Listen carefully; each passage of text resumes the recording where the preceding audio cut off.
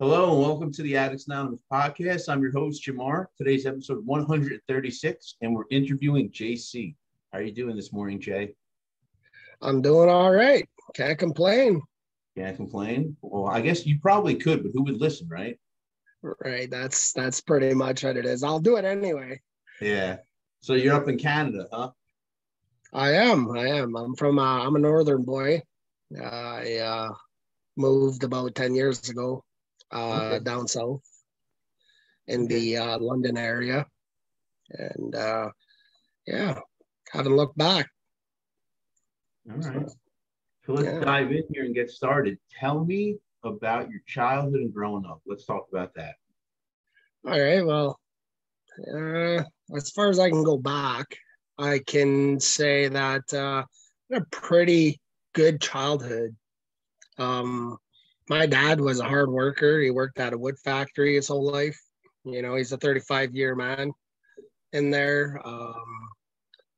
But on the other hand, my my mom was very, very sick, very, very insecure.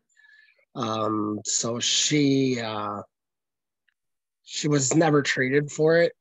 So my dad was never really home, but he always made sure that we had a home, and he always made sure we had food and all the good stuff. Um, we so I ended up living in a home that my dad bought, and then my sister was born. Now, when my sister was born, she was born very, very, very sick. So she ended up with cerebral palsy to the point where my dad couldn't afford the bills anymore. So he had to sell the house. My mom did a lot of resentments on that. She decided that, she didn't want her there. She did some pretty crazy things. Your mom didn't want Um, your sister there? yeah, she didn't want my sister there. Life was kind of falling apart. She was taking that out on us emotionally, not so much physically. Uh, but I was so young that I just didn't understand specifically what was going on. What kind of things would she Right. do? So she would just I would go into the fridge and I would take a banana or any kind of fruit. And she'd be like, no, that's for your sister. No, that's for your sister. Right. So I was being um, told basically like, you're not really going to eat anything um, unless, I tell you, you can eat it. So she was never like that when my dad was home, but she was like that when he wasn't. So that being said, um, we lost the house. My dad lost his car. He Things just kind of spiraled out of control. We ended up in a bad neighborhood. Um, he was still trying his best to keep a roof over our heads. My mom, as sick as she was, had to do more like uh, going to Ottawa, going to Toronto for all this intensive care stuff for my sister and things like that. So that left me behind. That left me with a sense of abandonment. And so my dad had to work, and I was always constantly getting dropped off at my my uncle, and he was a real prick. Hmm. He wasn't very nice. He used to throw us out at -40 with no shoes and say, this is where you're going to end up if you don't smarten up and stuff like that. I think he was drunk most of the time. I don't know. But I can remember my cousins sneaking me food because him too. He was one of those cheapskates where he would constantly watch um, how much money he's spending on stuff. So he's a real cheapskate like that. So we weren't allowed to really do much about that.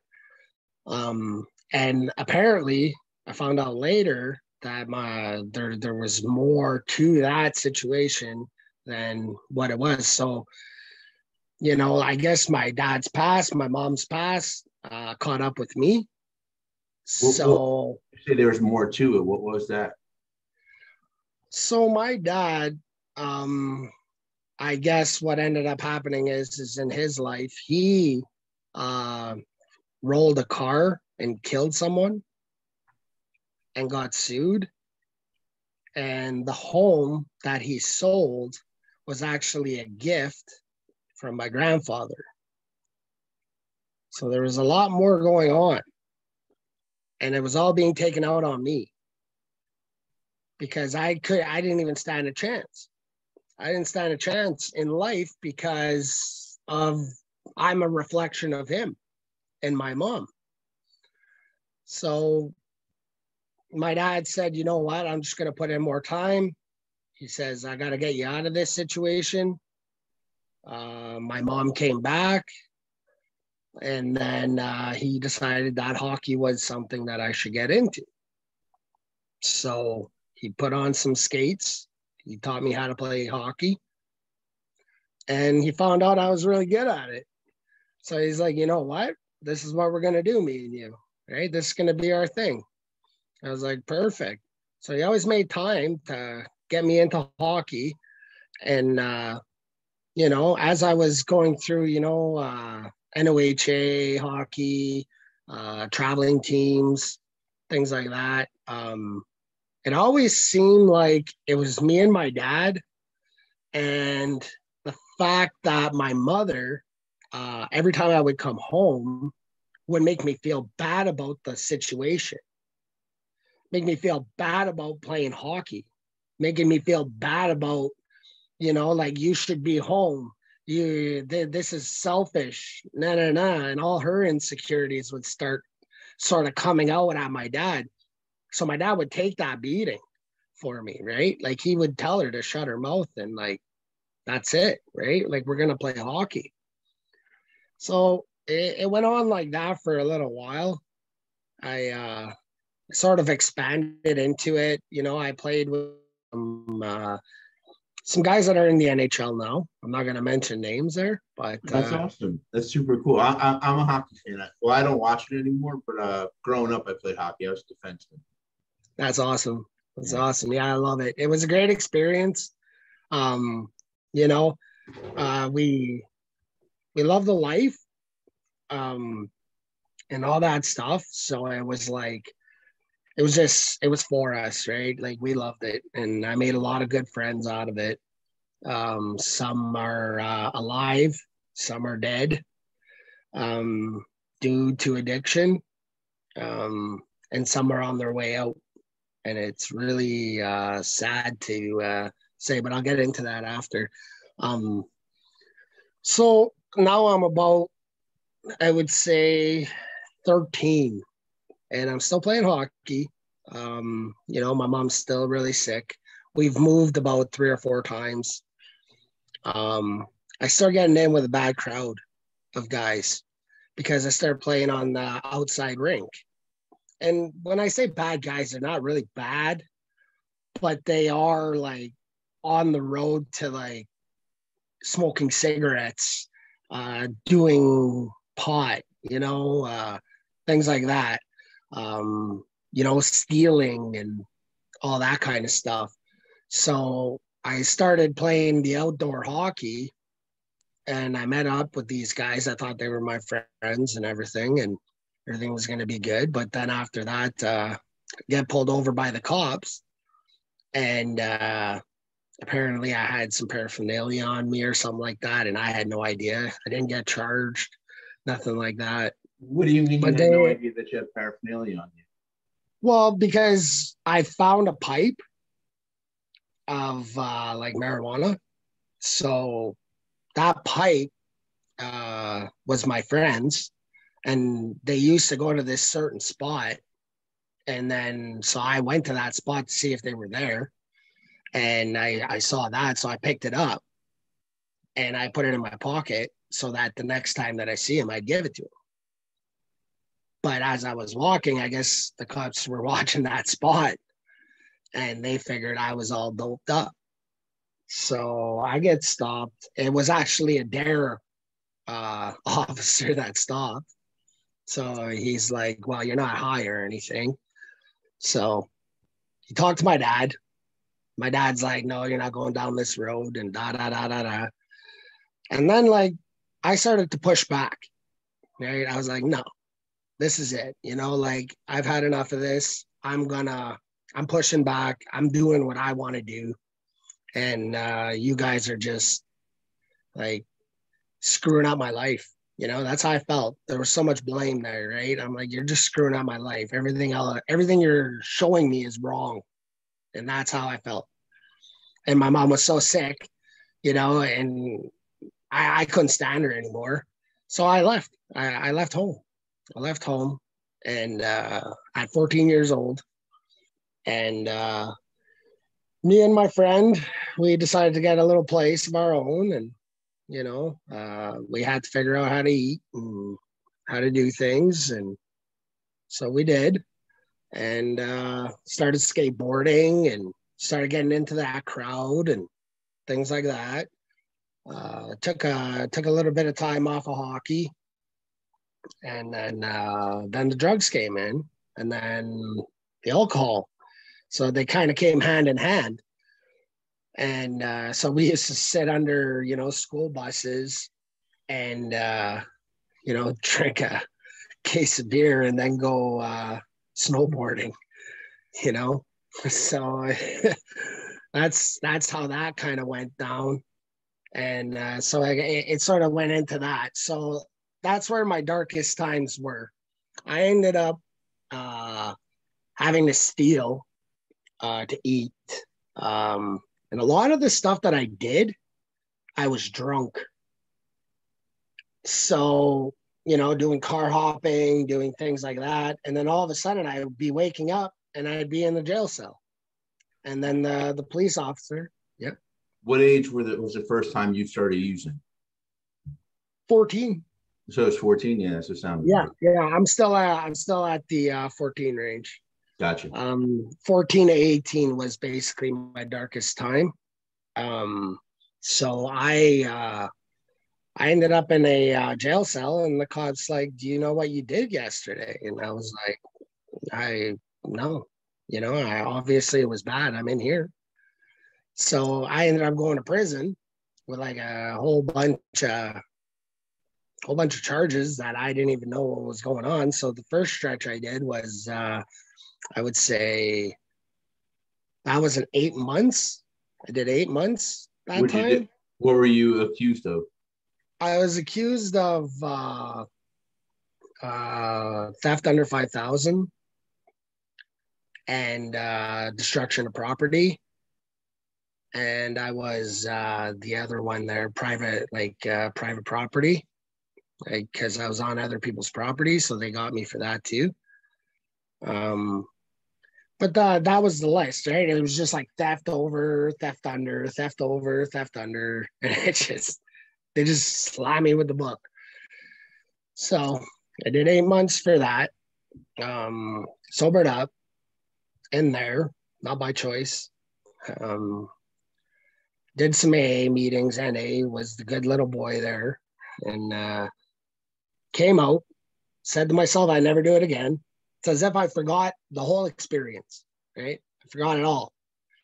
So right back to it, right? Went right back to my friends, same guys, same girls, you know, and ended up back in a jail cell. Spun right out of control. Well, good old fashioned saying is you are who you hang around with. Yeah, you are who you hang around with. Absolutely, absolutely. And that's still been quite, you know, dawn in on me, you know, and I ended up back in a jail cell, going into another prison, you know, and that kind of circle of life followed me until one party. So I went to a party and I had a bag of pot and a 40 ouncer of Jack Daniels. I was by myself at my house debating whether or not to go to this party. So I go to this party and I start seeing my old hockey friends there. And one of my friends has got a piece of tinfoil and he's doing one of these, he's smoking out of it. And I was like, what the heck is that, man? Like, what are you doing? So he's like, oh, this is whatever it is. So I end up hammering that back, blackout, complete blackout. I'm on probation. I step out of that house and the cops ransack me like I'm a murderer. They actually kicked my ass, like really bad, where I had like big welt on the side of my face. And so that day, I go to the judge. The judge sees me and he says, you know what, Mr. Chartrand, he says, you want to change? You think you're ready? I said, yeah, I'm ready. I said, this is the bottom of the barrel right here. I'm like, enough's enough. So he sent me to treatment. So I did a 4-month treatment and found out a lot about myself in that treatment center where, the whole mind, heart, I didn't have it, right? I was thinking with this, never with my heart. So I learned that a lot of women in my past, in specific, no love. There was never any love. It was just fly by night, sleeping with them, walk away, keep moving forward. Some women fell in love with me to the point of, I don't understand why, right? And that was sort of like an amends that I had to make, right? And it's like, listen, I just didn't know how to love. I just didn't know how to do these things. I thought this was all just one big party, So it's that was pretty crazy. And so I come out of that treatment center, and after that, I figure I got my life sorted out, right? I'm like, okay, let's go. So I meet this woman. I finally learn how to love. Meet this woman. This woman is the wrong woman to love, I'll tell you that, because she took me for everything and anything she could and threw me to the dumpster. That's time, like my mind was still drunk, I was just paranoid. I didn't know what to do with all these emotions that I finally started to feel. So treatment gave me the tools, but I didn't know how to apply them. So it came out really, really bad. I stayed with this woman for 8 years. I didn't hit her, didn't do any of that kind of stuff. Just that emotional stress that I had, and I didn't know how to do it, came out wrong. It just came out all wrong. So I stayed on that for a long time. When I left, my heart was like, I couldn't believe it, right? So I went right back to the beer. I started drinking again, right back out. And this time, it was different. Now I was of age, right? Now I'm 19 years old, 20 years old. Now it's bar time, right?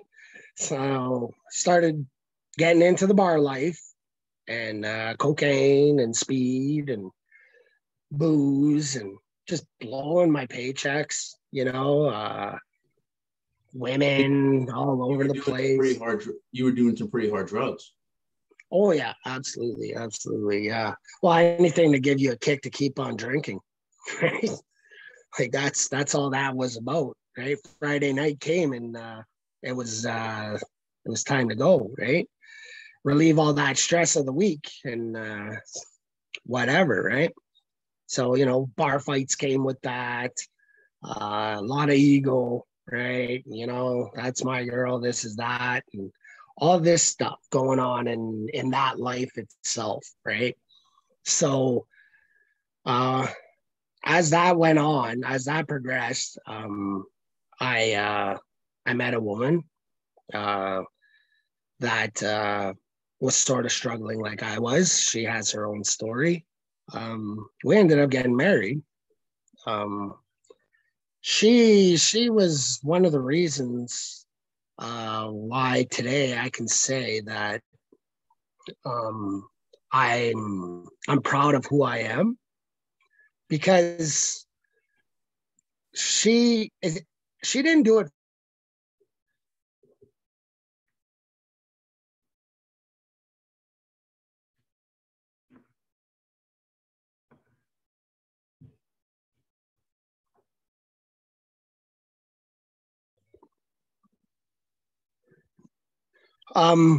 Yeah, so I was proud of myself for the specific reason that she stood by me through thick and thin. We ended up having 2 kids together. She had four or five, 5 kids. Before I she was met still you, in a so lot. that was number 6. Yeah. So 6, yeah. So I was still in turmoil. I was still in a lot of turmoil. And the kids, that's another story, for the fact that what their father did. And so with What kind of that, stuff I was still what did drinking, their father do? beat him with belts, starved him, very selfish. He was active addiction, teaching him cruelty to animals, just going through all of that kind of stuff. Like, they have their own story. It's really hard to fathom how a father can actually do that to their kids.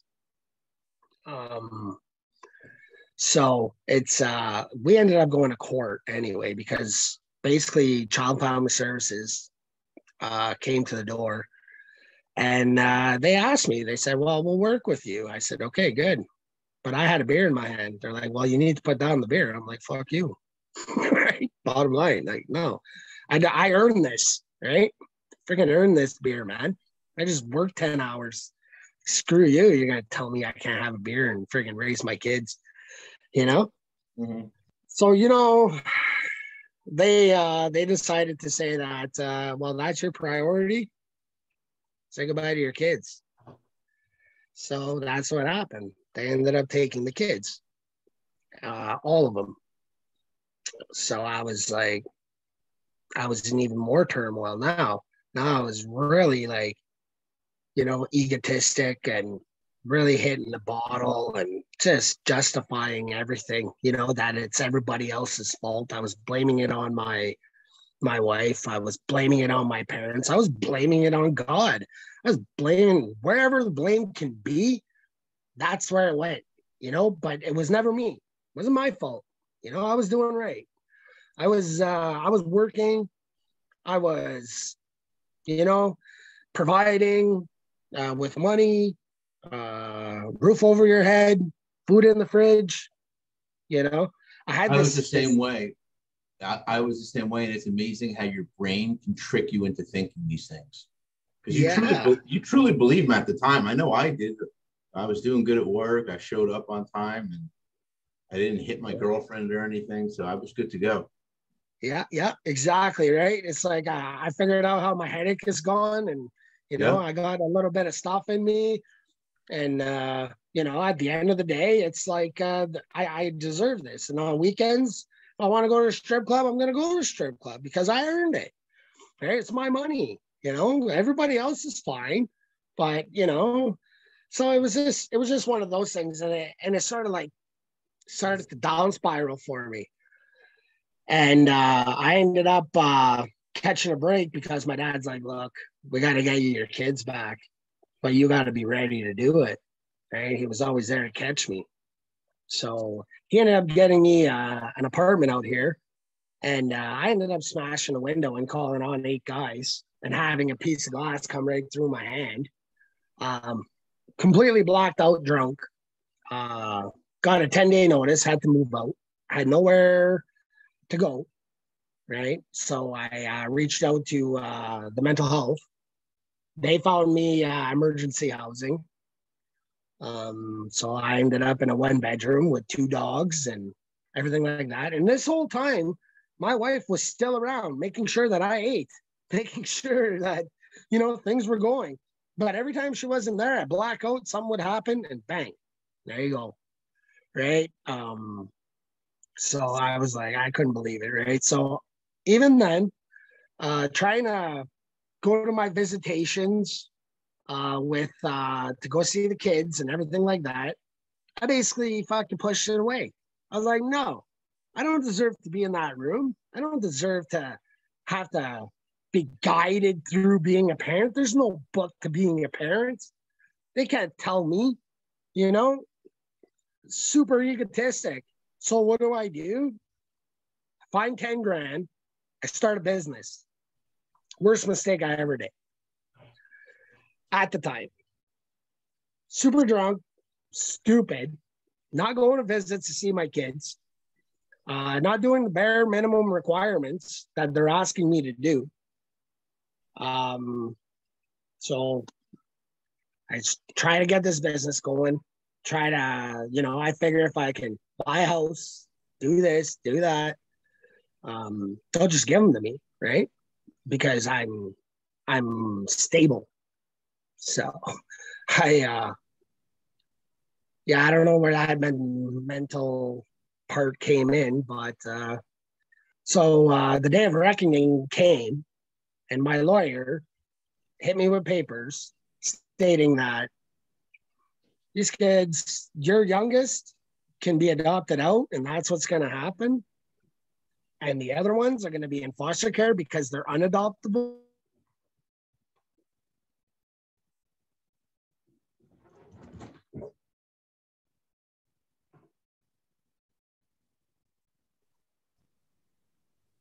So you were saying your kids were unadoptable.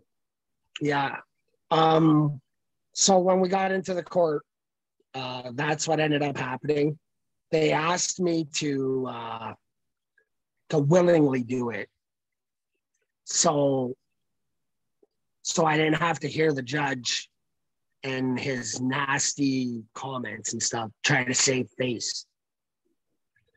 At the time, I thought that was right because, ego was playing into that. I was like, it's been playing this far, so lost them all. Lost every single one of them. My youngest one ended up adopted, everything like that. That still wasn't enough. I still hard-headed, went back to the booze. Went to another treatment center just down south here, Westover. And I was broken, absolutely broken. Just, 45 days wasn't cutting it. Not for the pain that I had. So, get out of there. I figure I got it all sorted out, 12 steps, all that. They gave me the whole teacher thing about it. And so I come out full of energy. Yeah, I took that energy and put it back into drinking. So went back out for a year. November 14th, a year after, this had been 2017. I stopped in 2018. My son, not the one that got adopted, but my oldest son, he ended up going that route, going into the dope and the booze and the things and figuring out everything was okay because that's what he saw. And when I saw that, it was a reflection. It was like a reflection to me that you're my reflection of my failure, not yours. my failure. Now that I turn my finger on me and I can say, you know what, this is me. This is my doing, and accept that. But watching it is another thing. It's very, very hard because I know how angry they are. Because now that you're sober, why couldn't you do it then? And for that, it doesn't comprehend in their heads. But they're coming back into my life at their own pace, you know? And that's okay. You know, I've learned to deal with that because of the circumstances that I was not prepared mentally. But I have to be willing and ready to hear whatever they have to say to me because I deserve it, right? That's how I feel. So they're still around. I'm like an angel on their shoulder. When they ask, I'm there. When they don't, I pull back. And that's how our relationships work. So I got sober, been sober for about 3 years, 9 months now. And I mean, life is great, clear-minded. I mean, it's just living the dream. Now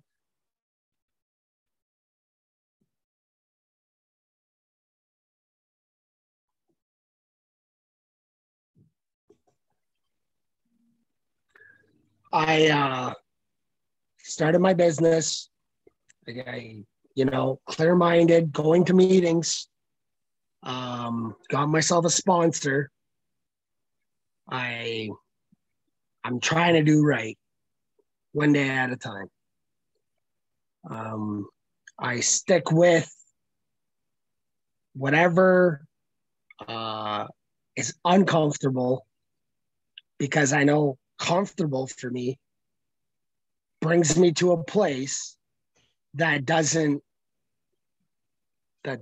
work.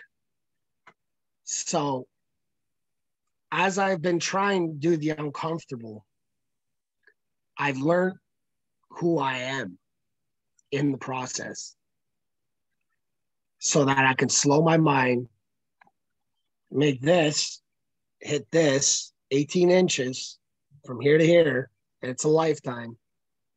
But now I got it. I'm learning how to use both. And I think that's important, is that sometimes our emotions get the best of us, but we have to remember it's us. You know, it's the disease. It's part of it. And if you can take that and accept that, and even with all the stuff that's happening to you through your life, for me, and wake up, thank God, ask for forgiveness, go to a meeting, talk to someone, and forgive yourself. There's no greater reward at the end of the day. It's such a beautiful life compared to being so egotistic and losing everything and being righteous of yourself instead of being righteous for the right reasons. And whatever those reasons are, to everybody, they're different, you know? So for me, it's one day at a time. I love my wife. I take care of my family. And I keep moving forward. And I keep trying.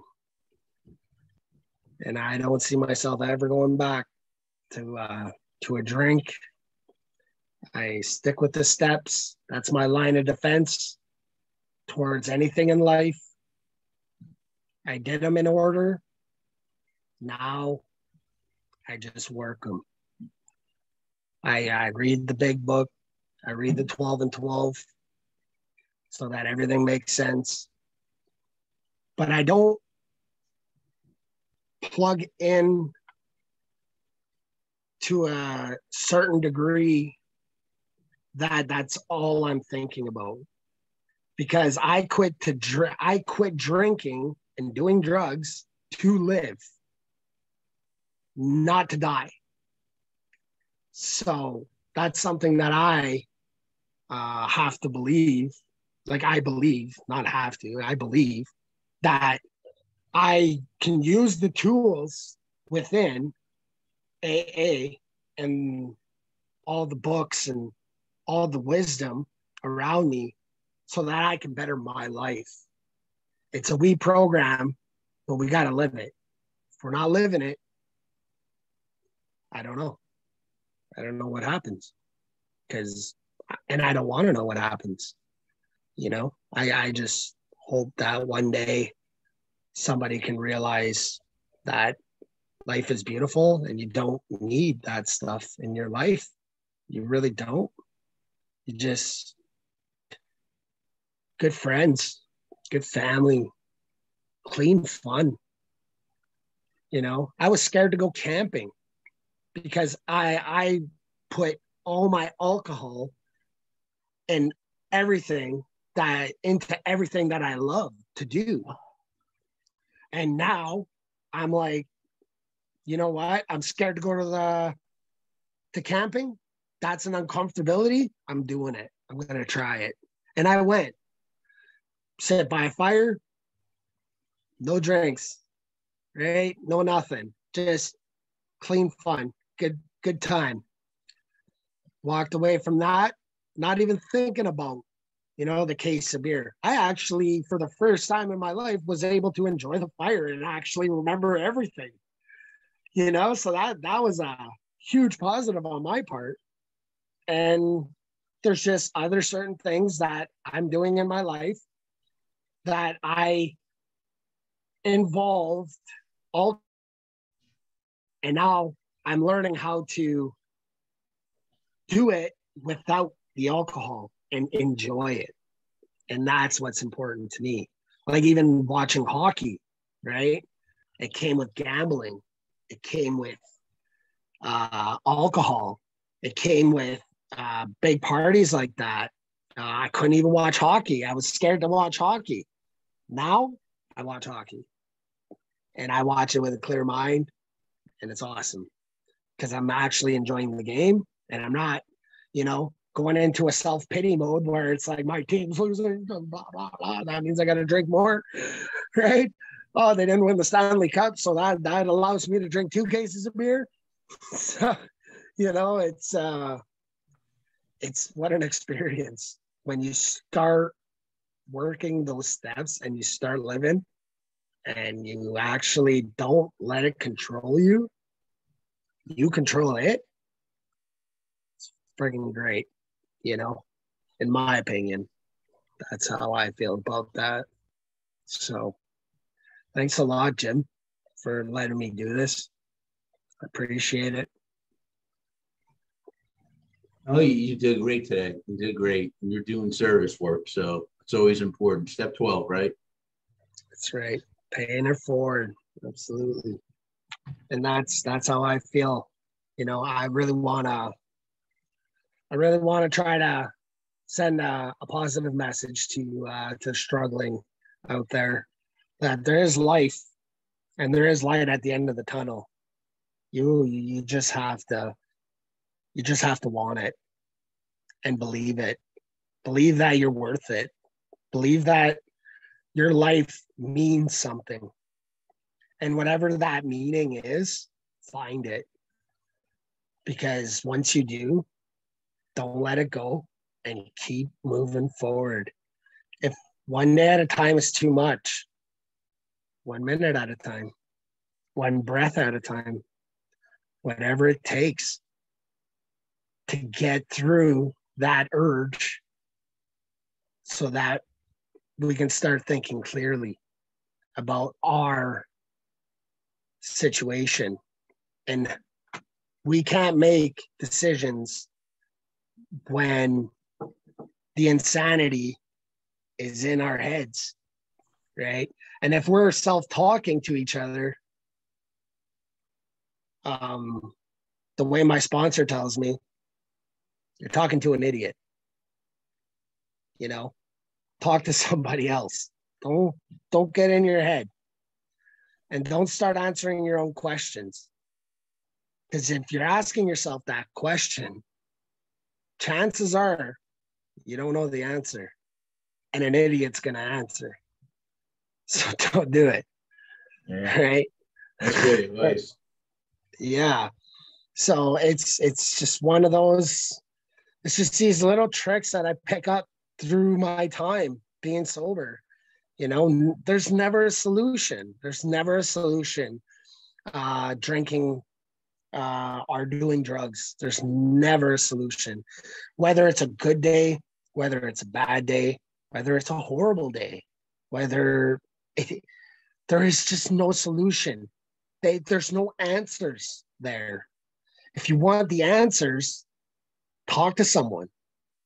You know, it's not going to the alcohol store and picking up a case of beer and sitting there and talking to an idiot, because that's literally what you're gonna do. You know, and I've done that. You know, where I just sat on a chair, sitting there looking at the sun, talking to myself in my head, thinking like I got this all figured out. I got nothing figured out. You know, and there's just no solution. You know, when I have a good day, I soak it in. I love it.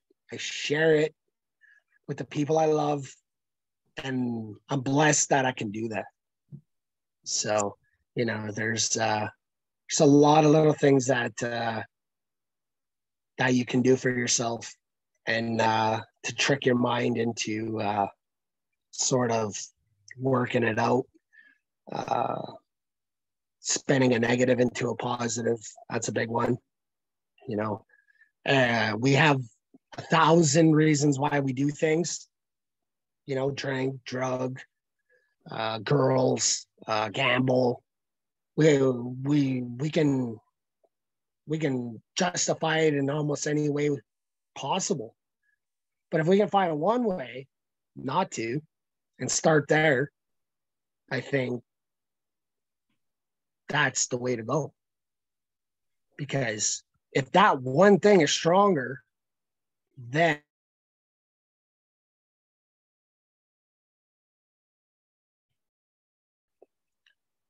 and that's all we can hope for.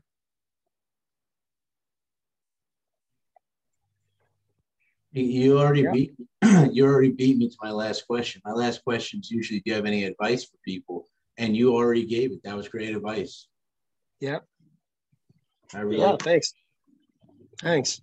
Yeah, and it's just for today. You know, a lot of people, well, all alcoholics, we tend to spin. We're spinners in our heads. So, you know, when we get involved in things, we go 100 miles an hour, whether it's a relationship, whether it's alcohol, whether it's anything. We are committed. We just go, you know, and we're stubborn about it too. So, and then all of a sudden we come up with some pretty creative ideas. You know, we're not stupid people. We're actually very intelligent people. And some people don't seem to understand that. If we can take that energy and we can take that kind of commitment to the bottle, what's to say we can't take that to the real world, to where it matters, to do good with it, to make it right, whatever way right is for you. And that's how I spin it in my head. I spin a negative into a positive.